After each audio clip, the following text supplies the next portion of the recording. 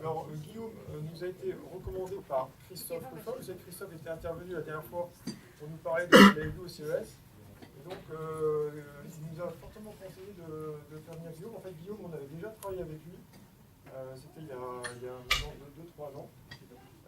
Et donc, Guillaume est spécialiste d'accompagnement en innovation. Donc, c'est intéressant. Il est un peu sur les mêmes sujets que nous. Et donc, je te laisse la parole, Guillaume, pour nous donner ton point de vue sur le sujet. Donc, vas-y, dis ce que tu penses. Et puis, nous, on n'hésitera pas à interagir avec vous. Voilà. Très bien.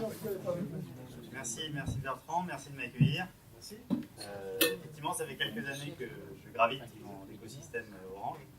Et aujourd'hui, avec Bertrand et aussi avec Christophe, on a imaginé de traiter le sujet vaste de l'innovation dans un temps court, une vingtaine de minutes. Je ne sais pas si je vais relever ce pari-là, on verra. Et voilà. Alors, peut-être commencer tout de suite par l'opportunité, parce que l'innovation, c'est un sujet d'économie, de création de valeur. D'ici 2025, d'après Goldman Sachs, la création de valeur par cette technologie digitale, c'est 1210 milliards de dollars d'ici 2025. Donc, je travaille pour Fujitsu, je suis en charge du conseil en innovation chez Fujitsu, et mon travail, c'est d'accompagner, de maximiser l'efficacité du capital innovation de nos clients. Je suis également l'auteur d'un livre et d'un blog, comme M. Brie. Donc, le livre donc Les secrets des entrepreneurs de la Silicon Valley, qui a été reconnu comme l'un des 10 meilleurs livres d'innovation en 2016, je crois. Et, alors, 3 sujets aujourd'hui. Pourquoi innover? Je pense que même si vous connaissez très bien ces sujets, c'est quand même important d'en parler de nouveau. Ensuite, évoquer que l'innovation, c'est quand même très difficile, vous le savez, mais on va donner des raisons de pourquoi. Et enfin, en dernier lieu, je vais présenter un outil, un seul outil, puisque je n'ai que 20 minutes pour tout ça, un outil pour rendre le capital innovation plus efficace. Alors, on va commencer avec une devinette. Quel est le point commun entre tous ces images? C'est des logos. Elles sont toutes dans le top 50 des entreprises les plus innovantes.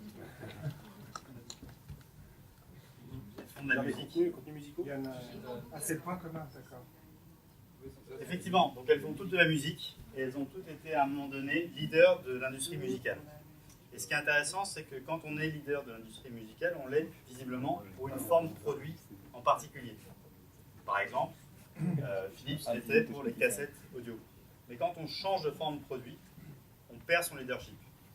Et si vous travaillez dans une de ces entreprises, c'est quand même inquiétant, enfin c'est pas forcément très inquiétant, mais ça peut l'être, en tout cas si vous êtes actionnaire, ça peut l'être. Et donc c'est important à garder en tête.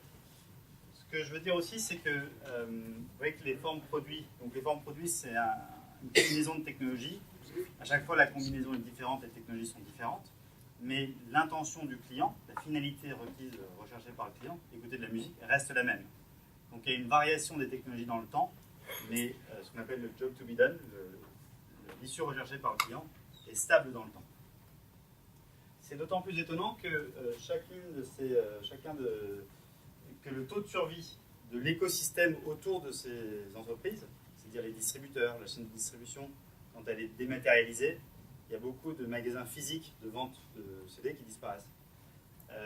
Les producteurs des pièces qui font la cassette audio, tout ça, le taux de survie de l'écosystème, c'est de 9%. Donc, à chaque changement de forme produit, il y a vraiment un bouleversement économique majeur.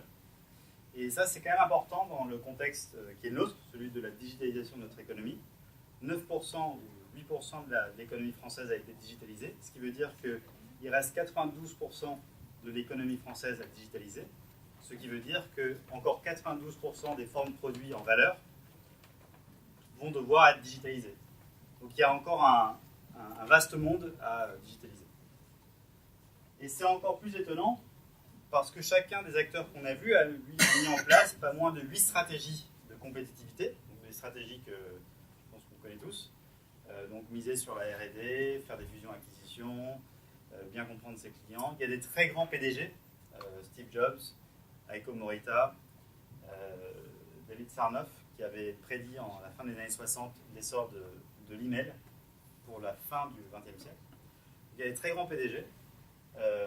Il y a beaucoup dite de réduction des coûts.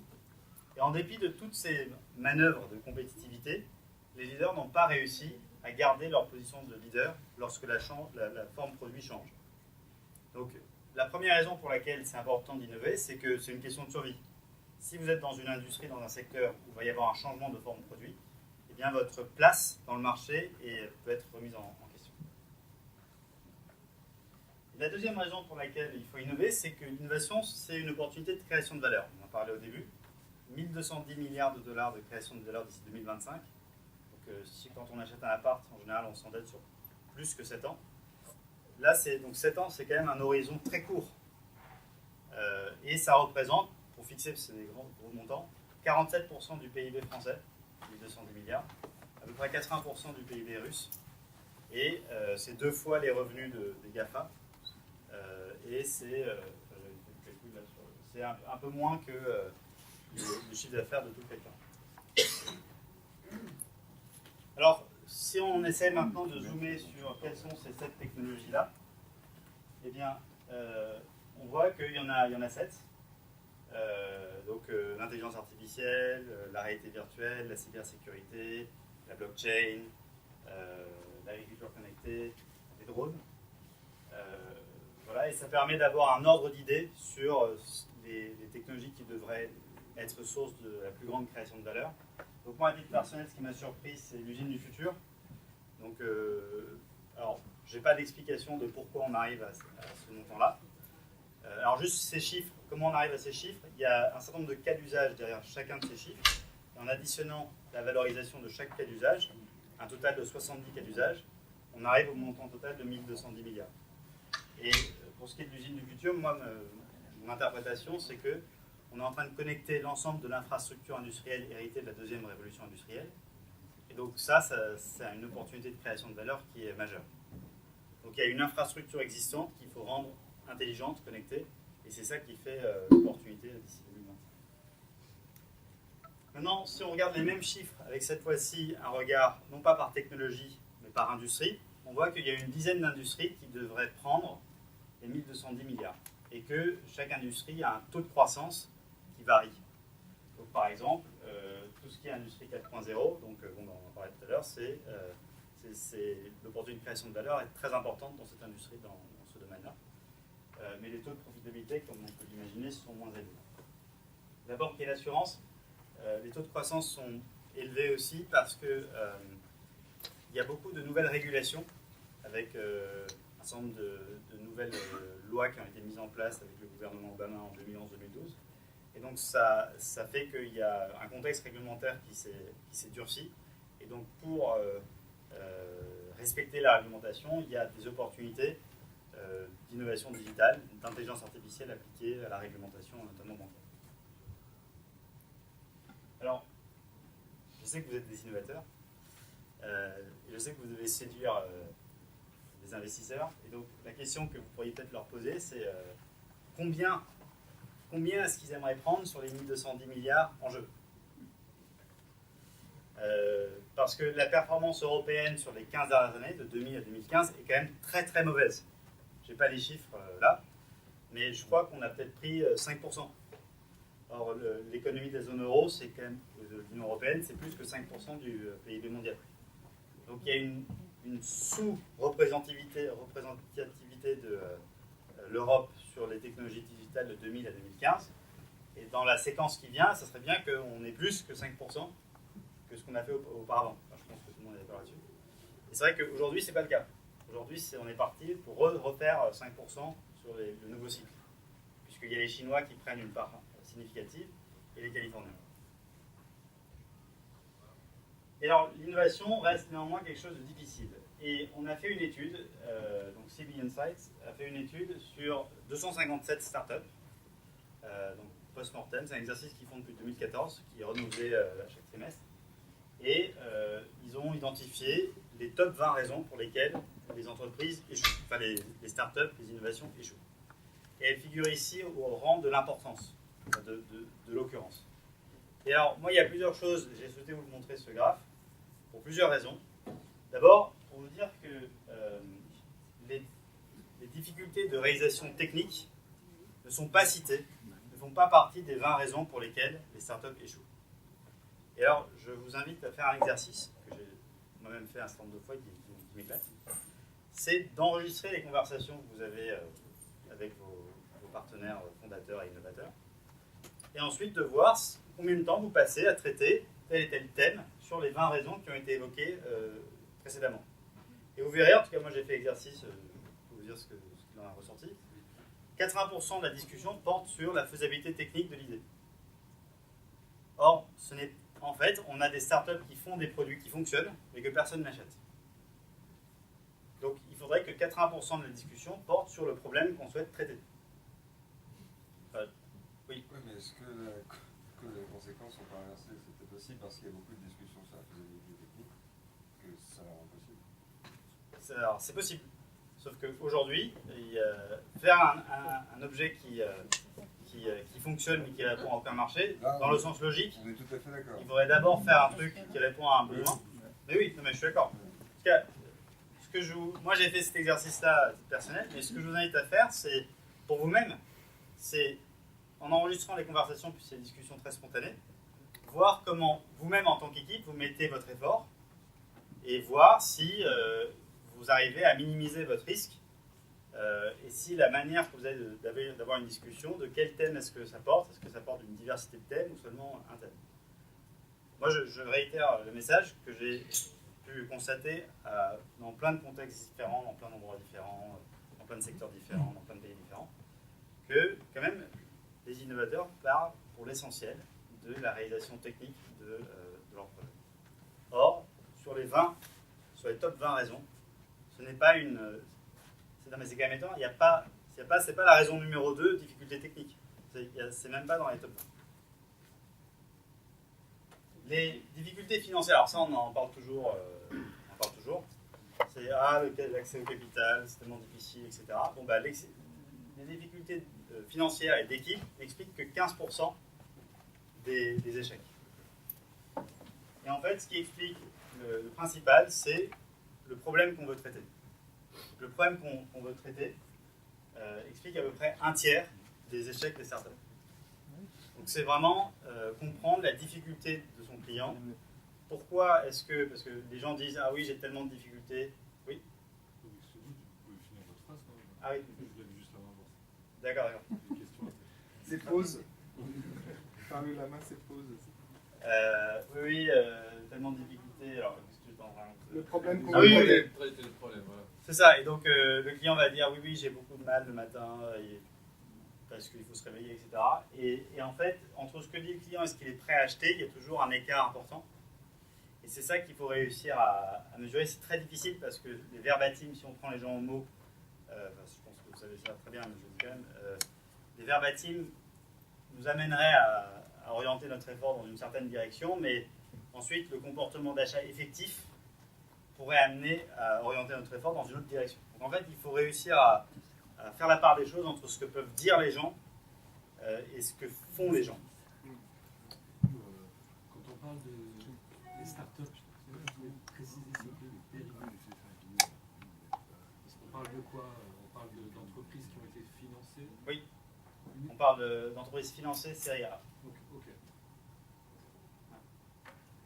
Donc elles ont déjà eu du financement, mais ça n'avait pas été validé, le business model n'était pas vraiment validé. Oui, non, mais après il y a même des échecs en série B, série C, etc. Mais là c'est série A. D'accord, Ok. Donc voilà. Alors, une fois qu'on a dit ça, donc je regarde encore mon timing. Ah, je suis à 14 minutes, 7 minutes. Donc déjà, juste pour dire, je donne souvent des conférences et d'habitude je prends 1 heure. Donc là, le faire tout en 20 minutes, c'est un exercice incroyable.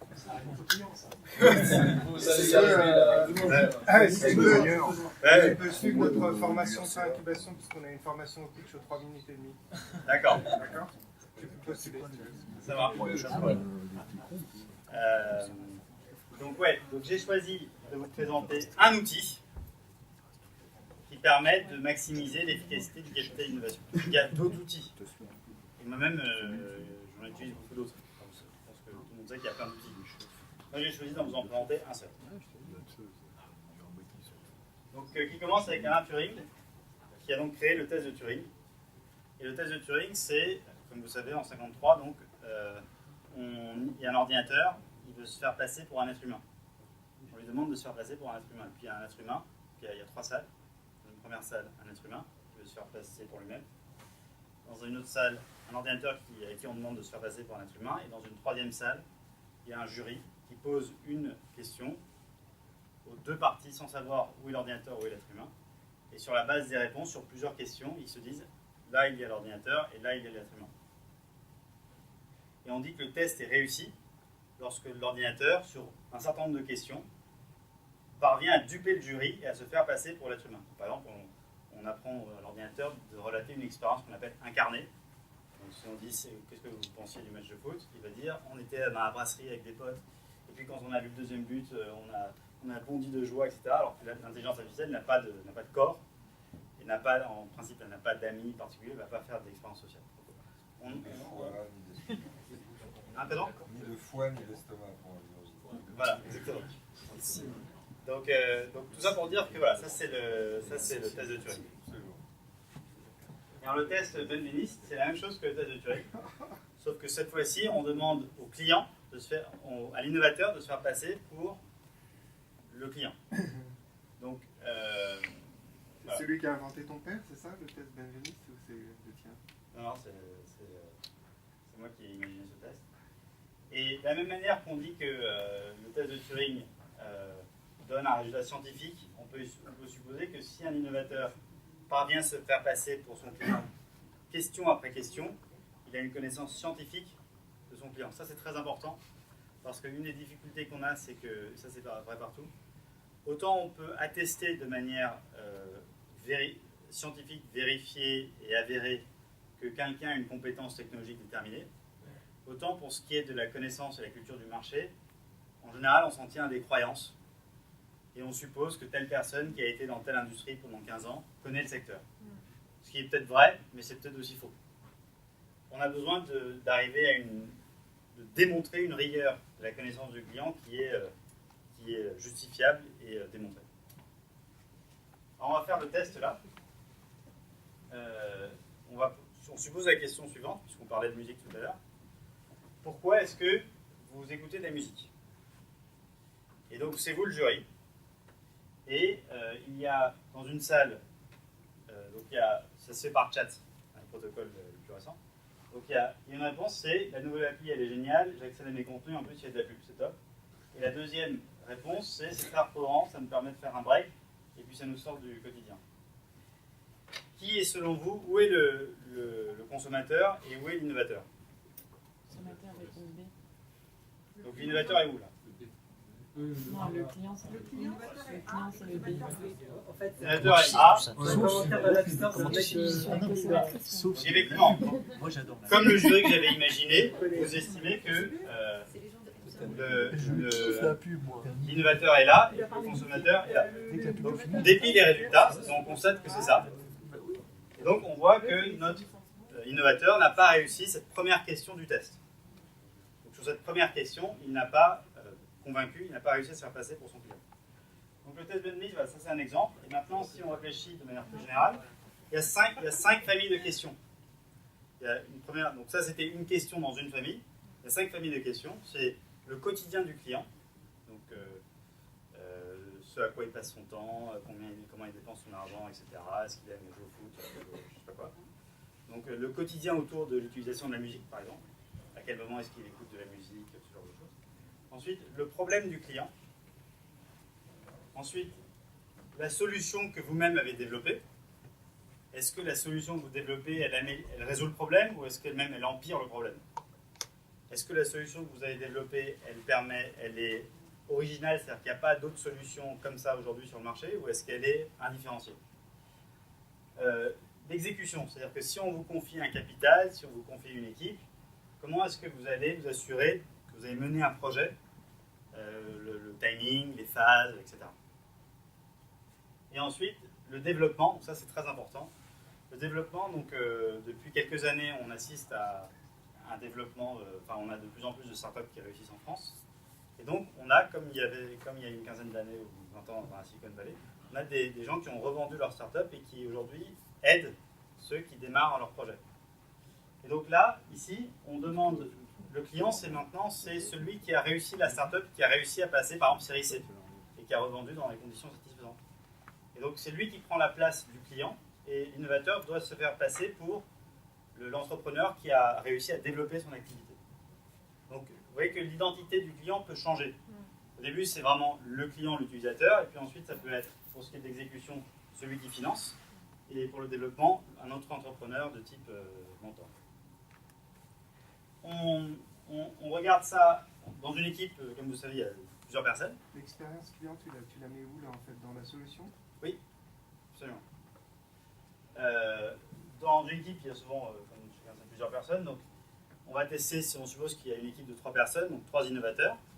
Et on va voir comment ils réussissent. Donc, les taux de réussite sont là. C'est le losange rouge. On va voir comment ils réussissent chacun. Et après, on va faire un truc intéressant. On va faire la moyenne purement mathématique des résultats. Et puis ensuite, on va les mettre ensemble pour passer le test devant un groupe de clients. On voit si la performance collective est supérieure aux résultats individuels. Et parfois, on voit des équipes où la performance collective est moins bien que la performance individuelle. Donc là, il y a une question sur comment fonctionne l'équipe. Et il faut bien sûr que la performance collective soit supérieure au fonctionnement individuel. Et puis ensuite, on regarde le nombre de clients rencontrés. Et là, ce qui est important dans le nombre de clients, alors ça n'apparaît pas dans ce graphe, c'est un autre graphe que je ne vais pas présenter, mais c'est la diversité des clients. Ça pose une question très intéressante. C'est qu'on va demander qui choisit les clients qui vont être testés. Donc c'est le groupe, les innovateurs et le jury. Selon le type d'innovation, par exemple si vous faites une innovation dans le pétrole, les clients que vous allez questionner ne sont pas les mêmes que si c'est dans la musique. Dans le pétrole, c'est des gens qui ont une expertise du secteur, ou je sais pas, c'est technique. Voilà. Tandis que dans la musique, c'est des consommateurs qui viennent de plein de pays différents, de plein de générations différentes, etc. Et donc voilà, c'est comme ça qu'on va évaluer. Alors ça, c'est les résultats que je vois moi aujourd'hui. Donc les innovateurs aujourd'hui sont très bons pour développer des solutions. Ils sont très bons pour demander de l'argent. Mais ils sont très mauvais pour comprendre les clients, très mauvais pour comprendre les problèmes, et aussi pas très bons pour assurer le développement de la suite. Souvent on dit que l'exécution est mauvaise. Donc moi, c'est pas ce que j'ai constaté à titre personnel. Moi, je vois surtout des gens qui mettent en œuvre des projets qui ne traitent aucun problème. Donc voilà, c'est ça mon. Il faut avoir quel taux Hein? Il faut avoir quel taux? Alors, le test est très très difficile. Donc je pense que déjà 60%, c'est très bien. Et si tu mets l'expérience client dans la solution, tu mesures ce qu'attendrait le client d'une solution qui fonctionne? L'expérience client, c'est le facteur d'amélioration par rapport à la forme produit établie. Oui. Donc, il faut que ça soit supérieur à 10x. Ok. Donc, c'est 10x ou pas 10x. Donc, c'est pas tout à fait l'expérience client alors. On fera une aparté. D'accord. Mais du coup, si tu mesures une expérience client, tu ne mesures pas l'efficacité de ta solution, tu te mets bien à la place du client pour savoir comment son expérience s'améliore. C'est pas tout à fait ce que tu as dit. Ok. Quand tu dis j'ai des bons résultats sur la solution, ça veut dire que les gens font des solutions meilleures que les Ah oui, non, mais il y a trois. Ça n'est pas l'expérience client, en fait. Dans solution, il y a 3 choses. Il y a le facteur d'amélioration, Oui, l'originalité de la solution d'un point de vue SK différencié ou pas, oui, et la faisabilité technologique. oui. Eh bien, aucun des trois ne correspond véritablement, même en les consolidant, à une expérience client. Tu prends l'iPhone. Ah bah, L'iPhone, si l'iPhone, il y a un facteur d'amélioration de 10x sur le fait de passer les téléconférences, sur le fait de trouver ses contacts dans l'agenda, sur le fait de... Et donc, c'est dans lequel des trois? Dans Solution. Dans le 10x, si tu compares BlackBerry avec iPhone dans le fait de trouver rapidement ses contacts, eh bien, si tu mesures ça en nombre de secondes qu'il faut pour trouver ses contacts, Ouais. eh bien, Je suis pas tout à fait d'accord parce que pour moi, l'iPhone c'est customer friendly. C'est pas tellement une question de rapidité, c'est une question aussi de plaisir. Et en termes d'efficacité de la solution, l'iPhone n'était pas 3G quand il est sorti. Voilà. Donc Non, je trouve que ça ne correspond pas tout à fait. Alors si on prend... Mais voilà, on va en parler après. Ok, très bien. Ça va passer 20 minutes. Ouais, donc on arrive à la fin du truc. Donc innover pour une question de survie, pour créer de la valeur, 1210 milliards. C'est difficile l'innovation, on a parlé des 20 raisons qui expliquaient les échecs. Et l'efficacité et capacité d'innovation sur la base d'un seul outil que j'ai présenté, mais il y en a bien d'autres. Eh bien, on peut s'assurer de bien comprendre le problème du client, la solution, etc. Voilà. Merci beaucoup.